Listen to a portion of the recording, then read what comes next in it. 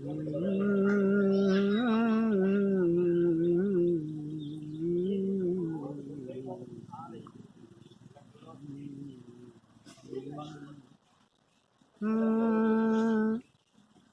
कहे घनश्याम बूढ़ो से कि वृंदावन चले जाना, अरे वहाँ के गोपियों को प्यार का पैगाम बतलाना।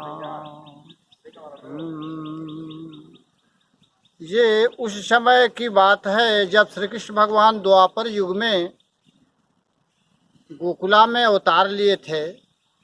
ये उसी समय की रचना लिखी गई है जिस समय कृष्ण भगवान और गोपियाँ आपस में मिलकर बालपन में रास लीला कर रही थी। उसी समय की कुछ रचना लिखी गई है। अगर यह रचना आप लोगों को अच्छा लगेगा तो इसे लाइक कीजिएगा। और बरिजा जसोदा मैया अपन कन्हैया से रोज रोज रोके डगरिया हो राम, से रोज रोज रोके डगरिया हो राम। और बरिजा यशोदा मैया अपन कन्हैया से रोज रोज रोके डगरिया हो राम, से रोज रोज रोके डगरिया हो राम। जात रहली भोरे पानी साच बात कहतानी, जात रहली भोरे पानी साच बात कहतानी, से सिरावा पले के गगरिया हो राम, से सिरावा पले के गगरिया हो राम। और गगरी के फोरी दिहले बहिया मड़ोरी दिहले, गगरी के फोड़ी दिहले बहिया मड़ोरी दिहले, से खींची खींची मारे ले कंकरिया हो राम, से खींची खींची मारे ले कंकरिया हो राम।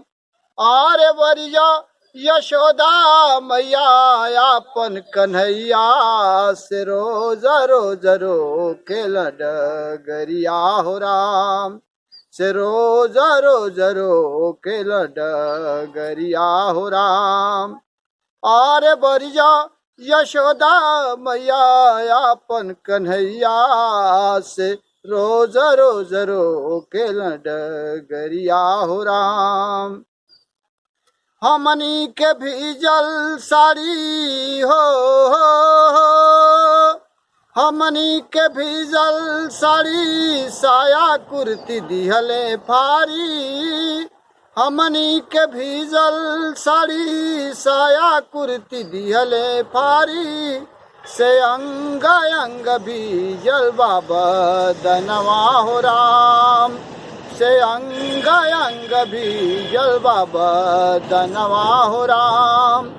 और बरिजा यशोदा मैया अपन कन्हैया से रोज रोज रोके डगरिया हो राम, से रोज रोज रोके डगरिया हो राम।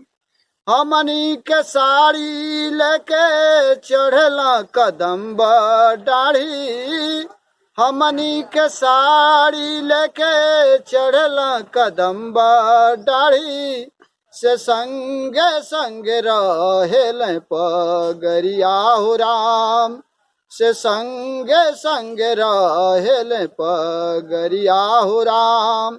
और बरिजा यशोदा मैया अपन कन्हैया से रोज रोज रोके डगरिया हो राम, से रोज रोज रोके डगरिया हो राम, से रोज रोज रोके डगरिया हो राम। जय श्री राम।